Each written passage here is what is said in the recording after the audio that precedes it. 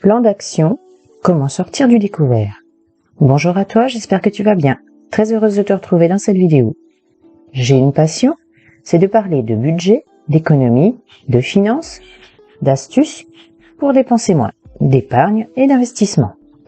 Si ma chaîne te plaît, n'hésite pas à t'abonner en cliquant sur le bouton rouge juste en dessous pour ne rater aucune de mes vidéos. Clique également sur la cloche pour savoir quand je publie et surtout, n'hésite pas à commenter.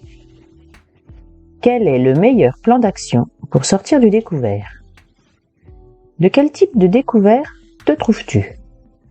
Donc premièrement, être à découvert, c'est quand tu dépenses plus que l'argent qui rentre sur ton compte en banque, donc plus que tes revenus. Il existe deux types de découvert, le découvert autorisé et le dépassement de découvert. Le découvert autorisé permet d'être débiteur, d'avoir une dette envers votre banque et de dépenser plus que ce que vous avez avec un montant à ne pas dépasser et en respectant cette limite et en général sans frais. Le dépassement de découvert autorisé, c'est quand on dépasse le découvert autorisé et que dans ce cas, la banque applique des agios. Ce sont des frais de dépassement. Deux raisons pour lesquelles tu es à découvert. La première, c'est que tu es en situation précaire, c'est-à-dire que tu n'as pas assez de revenus. Dans ce cas, c'est le moment de consulter le CCAS au niveau de ton département, une assistante sociale au niveau de ta commune et la CAF pour te faire aider. Il ne faut pas en avoir honte. La seconde, c'est que tu as trop de dépenses, ce qui te mène au découvert. Dans ce cas, c'est à toi de mieux gérer tes dépenses. Si tu es à découvert au 10 du mois, alors que tu as touché ta paye le 2 de ce même mois, mais que tu es allé au restaurant, que tu t'es fait plaisir, il te revient donc de changer ta façon de consommer. Le découvert bancaire, pourquoi faut-il l'éviter? D'une part, pour arrêter l'effet boule de neige, parce qu'en dépassant régulièrement votre découvert, la banque prélève des intérêts élevés. Et oui, c'est le moment où tu en as le moins besoin que ta banque te facture des frais importants. C'est le chat qui se mord la queue. En plus, si tu dépasses ton plafond autorisé, il se peut que tu te retrouves fiché comme interdit bancaire par la Banque de France, si l'un de tes chèques est rejeté par exemple. Toutefois, il n'est souvent pas voulu et apparaît lors des dépenses imprévues, de taxes importantes, de baisse de revenus, voire d'une mauvaise gestion de ton budget. Il est pourtant possible de s'en sortir. Alors c'est là que tu vas devoir budgétiser. La solution est simple. Prends de bonnes habitudes avec ton argent. Forme-toi, apprends à organiser tes finances et à utiliser ton argent. Vérifie le solde de ton compte courant, au moins une fois par semaine. Ainsi, tu pourras anticiper les découverts. Évite d'utiliser ton chéquier, du moins au départ. Cela limitera les chèques rejetés. En plus, les paiements par chèque prennent un certain temps à apparaître sur ton compte. Cela favorise les découverts bancaires. Si tu n'as pas d'argent, laisse ta carte bleue chez toi. Tu ne seras pas tenté de dépenser. Cela réduira les prélèvements rejetés, les incidents de paiement et le dépassement de découvert qui risque de créer un effet boule de neige infernal à cause des agios. N'utilise plus tes cartes à débit différé, c'est le bon moyen de passer du côté obscur de la force. Privilégie les cartes à débit immédiat. Elles sont bien plus pratiques. Vis en dessous de tes moyens. Si tu te retrouves à découvert régulièrement, c'est que tu as tendance à dépenser plus que tu ne perçois. Revois donc ton confort de vie à la baisse. C'est là que tu vas faire un budget mensuel qui inclut ton découvert. Commence par écrire. Par exemple, découvert, tu es à moins 1500 €. Revenu, tu as plus de 1500 €. Il reste dans ce cas à répartir ce qu'il reste. Donc là, 2500 € tes revenus moins les 1500 € de découvert, il te reste à répartir 1000 € sur le mois. Ces 1000 € vont être répartis dans tes postes de dépenses, en priorité les prélèvements et les factures. Puis, le reste, soit l'alimentation, les loisirs, etc. Ensuite, réfléchir à tout ce que tu peux réduire comme dépenses. Moins de trajets en voiture, moins de nourriture, moins de vêtements, moins de sorties. Si tu te rends compte que tu ne peux pas réduire ton découvert en un mois, prévois-le sur 3 mois.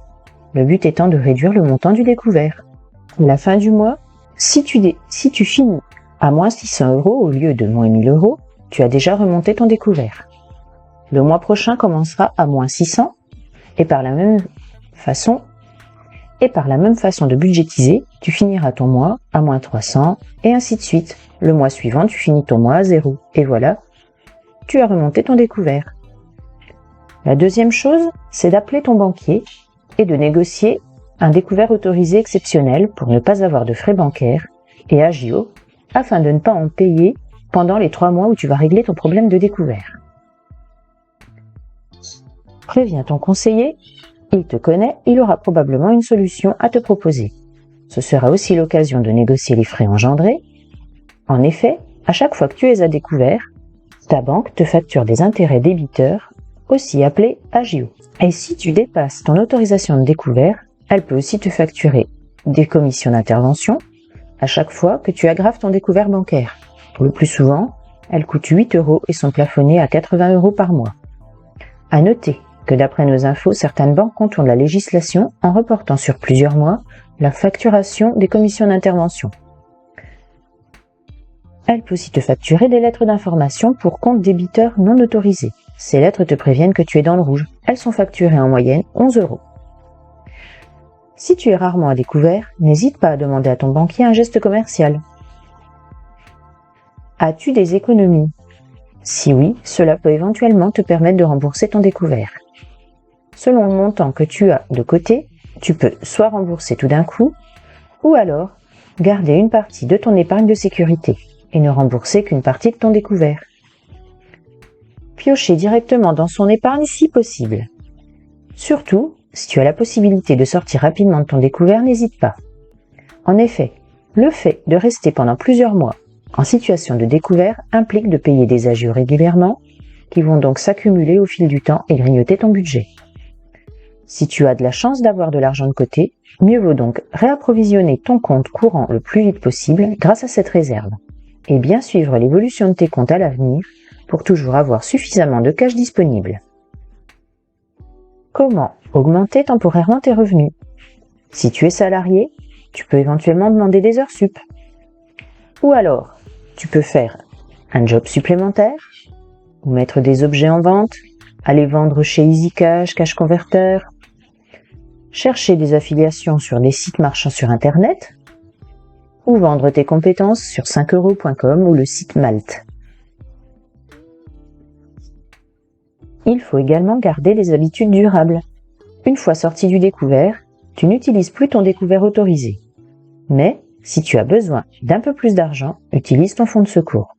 Si ton banquier ne t'a pas aidé quand tu en as eu besoin, c'est très simple, change de banque. Changer de banque et passer par une banque en ligne qui t'offre des frais de carte bancaire et demande des frais d'agio moindres.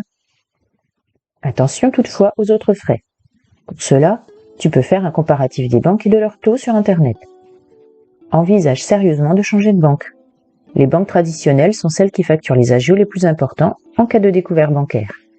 Si les pénalités que ta banque t'inflige en cas de découverte te semblent trop élevées, n'hésite pas à lui dire bye bye et à te retourner plutôt vers un établissement mieux adapté à ta situation.